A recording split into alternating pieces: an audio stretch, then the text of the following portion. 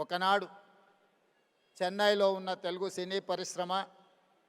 హైదరాబాదు నగరానికి తరలి రావడానికి ఎన్టీ రామారావు గారు, అక్కినేని నాగేశ్వరరావు గారు, రామానాయుడు గారు, కృష్ణ గారు, ఈ నలుగురు హైదరాబాదులో ఉండే చార్మినార్కి 4 మినార్లు ఎలానో తెలుగు సినీ పరిశ్రమకి ఈ నలుగురు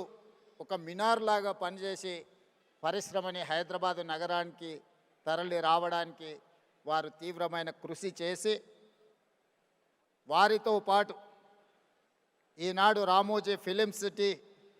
హైదరాబాదులో ఏర్పాటు చేసిన రామోజీరావు గారు ఈ పరిశ్రమను శాశ్వతంగా హైదరాబాదు నగరంలో వేళ్ళూనుకునే విధంగా వారు తీవ్రమైన కృషి చేసిండ్రు. వారితో పాటు కార్మికుల కోసం పనిచేసిన సినీ పరిశ్రమ ప్రముఖులను కూడా ఈరోజు మనం గుర్తు పెట్టుకోవాల్సిన అవసరం ఉన్నది.